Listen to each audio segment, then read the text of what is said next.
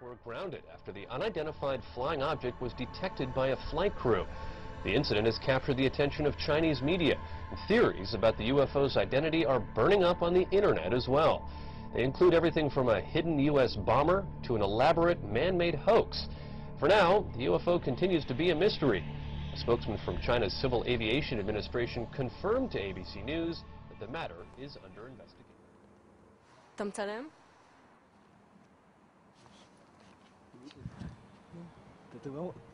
אתה רואה? אני רואה, מה זה? תגיד, שתים יותר מדי? לא, לא. לא, לא, כולנו רואים את זה. מה זה? 5 עיניים. שיו! יואו! רוד, בלי...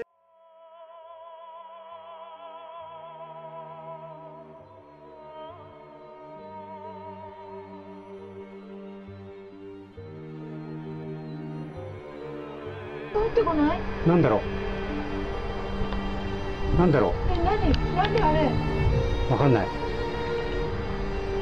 変なもんだね何うわーすごいすごいすごい怖いよすごいすごい怖いよちょっと何あれあれもう一本出てるもう一本筋がもう一本筋が出てるほら下の方に何あれね怖いお父さん怖いちょっと待ってこれ取っとかなくちゃ怖いって怖いね何あれ怖いねね原爆じゃないのなんだろうちょっと待ってわ何あれお願い何あれ怖いよ怖いねちょうどなんか月んとこ行くよほらああお願い怖いよ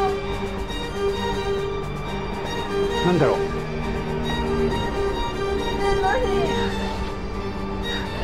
なんだろう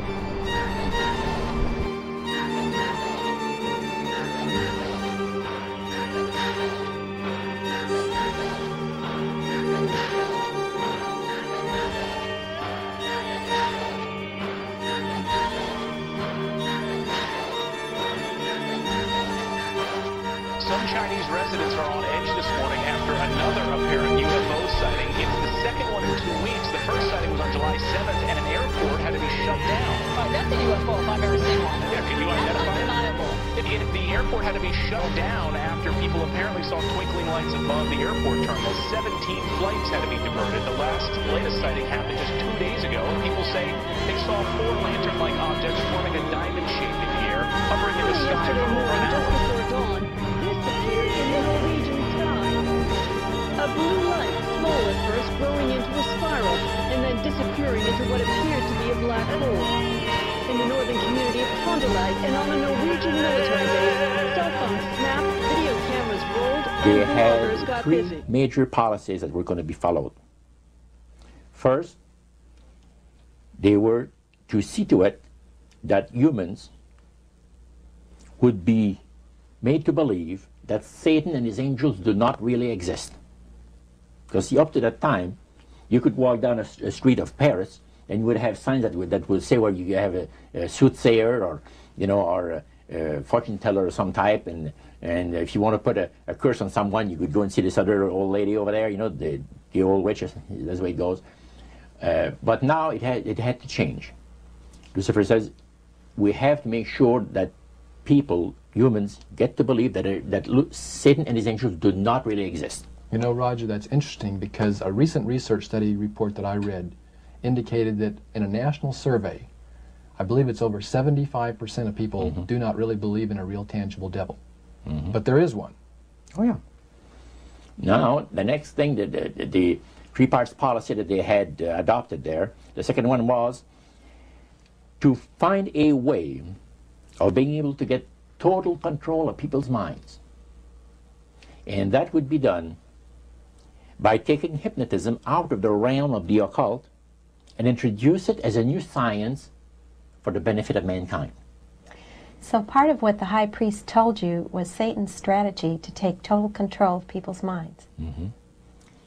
They felt that by taking hypnotism out of the realm of the occult and introducing it as a new science for the benefit of mankind, they could then use people of great renown, educators, people of capacity, that would do great things, such as supposedly regress people in time to former lives that they had. And of course, after the session is over, the person would not know a thing about ancient history. And the person that she or he has talked about performing, you know, certain deeds, we'll say, 3,000 or 4,000 years ago. But this was their strategy. Now, what this would do for the thing is this, that it would create in the minds of the general public, solidly set in the mind of the general public, an unwavering trust in that great deception. In other words, people could, you know, they would believe it. This person was hypnotized, was regressing time to, you know, former lives, and did this and did that, and no deception. Maybe Alexander the Great, we'll say, you know, and some of his generals and people like that. And the person, after the session is over, you know, comes out of hypnotism, and he or she doesn't know what she's talking about. So now this would be a way of de-Christianizing the Western world through the avenue of mysticism.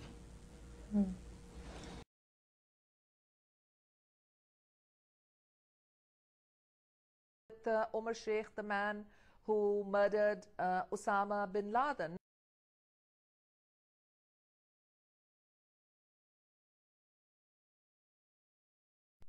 Just managed to obtain some dramatic new footage of Benazir Bhutto's last moments. Let me take you right to the video so we can look at it closely. These latest pictures are from a different angle. What we see is Benazir Bhutto standing in her car. We hear 3 gunshots. We do not see the gunman in this video. What we also see is that her headscarf flaps up on her left side. We then see her slumping forward and sliding into the car. Now, this is the latest video that we have. What we've been seeing before was video from a different angle. The old video shows who the suspected gunman could be, wearing a black suit and sunglasses, and apparently making his way toward her vehicle. Behind him is a man who could have been a potential suicide bomber, dressed all in white with his head covered as well. We then see in that old video Benazir Bhutto in her car. We then see an explosion and everything goes to black. So both these videotapes, the source released of a huge amount of controversy here as to how she died and who was responsible. Mr. President, in your speeches now, you rarely talk or mention Osama bin Laden. Why is that? Also, can you tell the American people if you have any more information, if you know if he is dead or alive? Final part here. Deep in your heart, don't you truly believe that until you find out if he is dead or alive, you won't really eliminate the threat of it? Well, deep in my heart, I know the man's on the run if he's alive at all. And you know, who knows if he's hiding in some cave or not. We hadn't heard from him in a long time. And the idea of focusing on one person is really indicates to me people don't understand the scope of the mission. Terror is bigger than one person.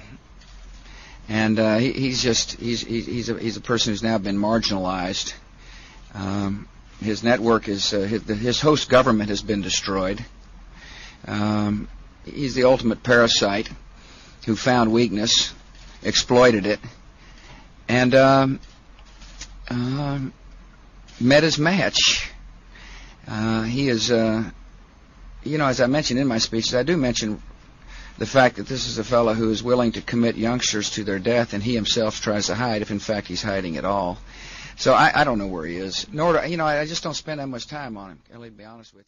We have before us the opportunity to forge for ourselves and for future generations a new world order, a world where the rule of law, not the law of the jungle, governs the conduct of nations.